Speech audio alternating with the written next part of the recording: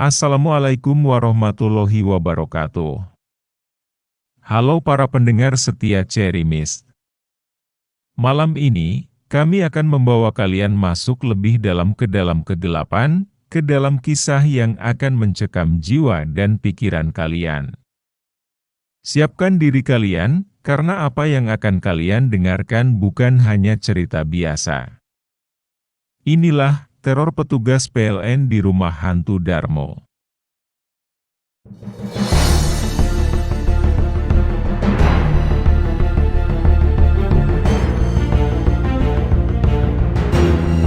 Cerita ini dimulai dengan Wahyu, seorang petugas PLN yang mendapat tugas memperbaiki listrik padam di Jalan Puncak Permai, Surabaya.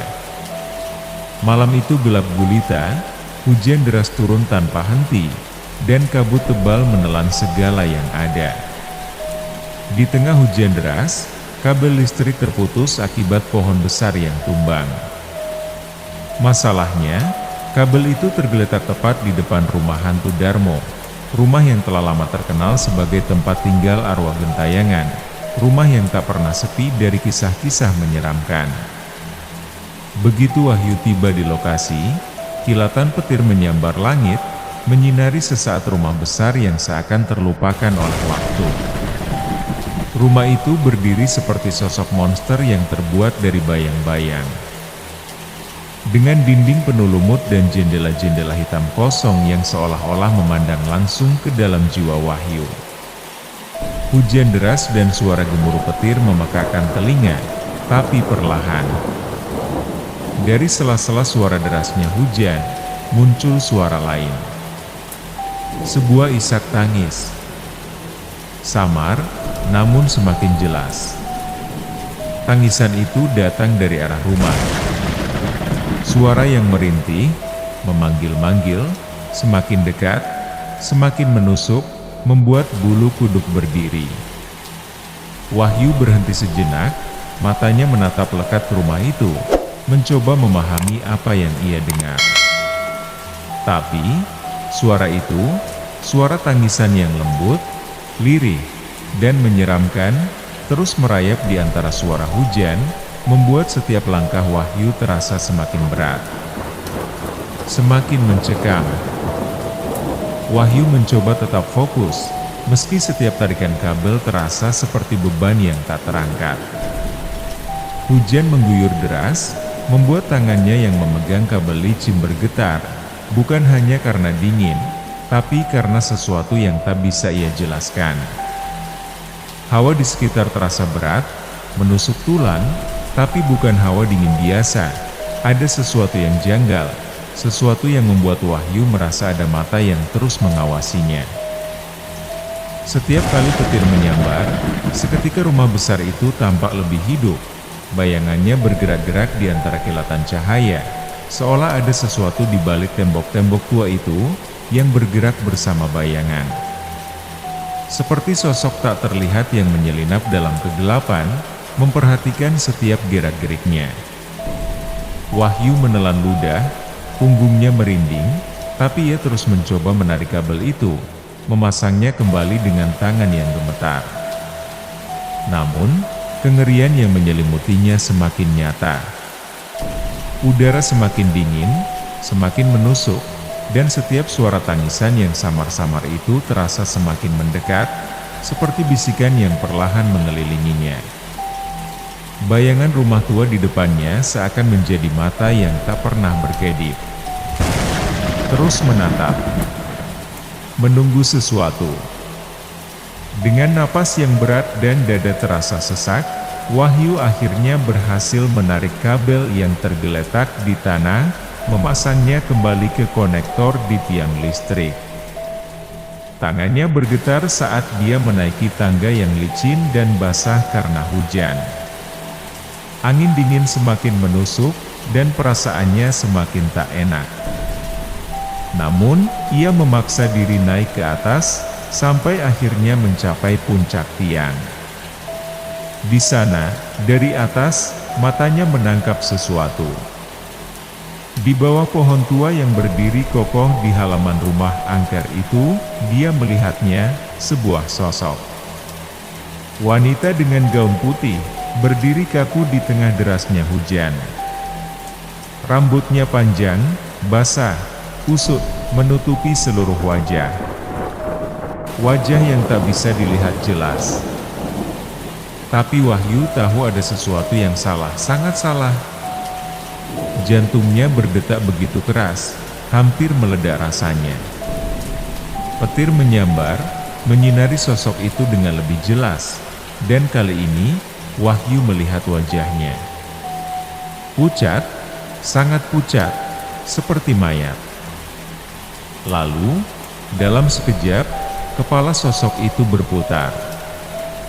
Bukan tubuhnya, hanya kepalanya yang berputar perlahan, menghadap langsung ke arah Wahyu, seolah matanya yang tersembunyi di balik rambut itu menatap lurus ke jiwanya. Wahyu tersentak. Napasnya terhenti sesaat, teror menjalar ke seluruh tubuhnya. Suara tangisan itu semakin jelas, bukan lagi samar, tapi seperti berbisik langsung di telinganya. Tangisan dan juga bisikan dari dalam rumah angker itu, seakan ada yang memanggil, memintanya untuk mendekat. Keringat dingin bercampur dengan air hujan di dahinya. Wahyu berusaha mengontrol diri, meski setiap nalurinya menyuruhnya lari. Dengan tangan gemetar, dia mengeluarkan ponsel dari saku, mencoba menghubungi rekannya, Yogi. Suaranya bergetar saat dia berbicara, meminta Yogi segera datang. Namun, di dalam hatinya, Wahyu tahu ada sesuatu yang jauh lebih cepat dari Yogi. Sesuatu yang perlahan mendekat dari dalam kegelapan rumah itu. Tak lama setelah Yogi tiba, Wahyu turun perlahan dari tangga, menginjak tanah yang licin sambil tetap waspada. Mereka berdua segera memeriksa pohon tumbang yang menimpa kabel listrik, berharap bisa menyelesaikan pekerjaan dan segera pergi dari tempat itu. Namun, suasana semakin mencekam, semakin gelap. Angin yang dingin menyelinap masuk ke dalam tubuh, membuat bulu kuduk mereka meremang.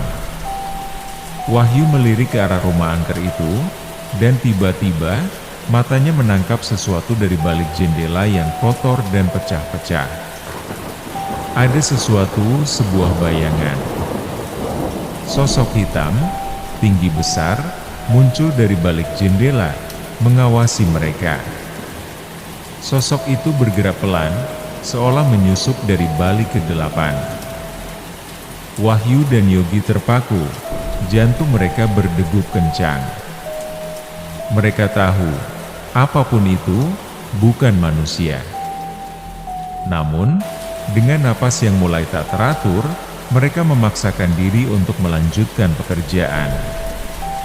Tangan mereka gemetar saat menyambung kabel yang rusak, berusaha keras mengabaikan sosok yang mereka lihat di jendela. Tapi suasana semakin aneh. Suara langkah kaki, pelan namun berat, terdengar mendekat dari arah kegelapan rumah itu. Napas berat, seperti seseorang atau sesuatu sedang mengintai di balik bayangan, bergerak mendekat dengan perlahan. Tiba-tiba, Yogi merasa ada sesuatu yang menyentuh bahunya. Spontan, dia menoleh, namun tidak ada apa-apa di sana. Tubuhnya membeku, tangan yang memegang senter bergetar. Lalu, lampu senter itu padam seolah ditelan oleh kegelapan yang tak berujung. Di sisi lain, Wahyu mulai merasakan sesuatu yang aneh. Sentuhan dingin, seperti tangan tak terlihat yang merayap di lehernya. Jari-jari dingin itu terasa nyata, mencengkeramnya dengan lembut, tapi menakutkan. Perlahan, sentuhan itu menariknya ke dalam bayangan yang semakin mendekat. Wahyu tersentak, mencoba menahan diri, tapi kengerian sudah terlalu kuat. Rasanya seperti ada sesuatu di sana, siap membawa mereka ke tempat yang tak seorang pun ingin tahu. Detak jantung mereka berpacu dengan hujan yang turun deras. Wahyu dan Yogi tahu, Apa yang ada di sekitar mereka lebih dari sekadar bayangan. Setelah susah payah menyambung kabel yang terputus dan memastikan semuanya sudah siap, Wahyu dan Yogi akhirnya siap menyalakan kembali aliran listrik. Dengan hati-hati, mereka aktifkan saklar, berharap semuanya segera kembali normal.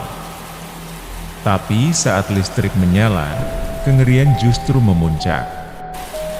Di depan mereka, tiba-tiba muncul wajah seorang wanita, wajah yang hancur, sebagian tertutup rambut panjang yang basah dan kusut. Mata wanita itu kosong, tapi menyimpan kengerian yang tak terlukiskan. Hanya sepersekian detik, tapi cukup untuk membuat mereka tersentak mundur. Tubuh mereka bergetar hebat. Suara napas Wahyu terhenti, tenggorokannya tercekat oleh rasa takut yang mencekik. Tanpa pikir panjang, mereka berdua berlari secepat mungkin meninggalkan rumah angker itu. Hujan masih mengguyur, tapi kali ini tidak lagi terasa dingin, hanya mencekam. Setiap langkah mereka terasa berat, seperti dikejar sesuatu yang tak terlihat. Sampai akhirnya, Wahyu berhasil masuk ke dalam truknya, sementara Yogi segera menyusul di sisi lain. Saat Wahyu bersiap menghidupkan mesin, matanya tanpa sengaja tertuju pada kaca spion. Di sana wanita itu. Ia masih berdiri, tepat di tengah jalan yang basah. Gaun putihnya menempel pada tubuh yang ringkih, dan wajahnya perlahan-lahan mendekat, tak henti-hentinya memancarkan tatapan kosong yang penuh teror. Suara tangisannya lirih, namun mengiris malam, membuat bulu kuduk Wahyu berdiri lebih tegak. Hatinya bergetar hebat. Mesin truk akhirnya hidup, dan mereka melaju di tengah hujan deras. Tapi meski truk bergerak, teror itu tidak ikut hilang.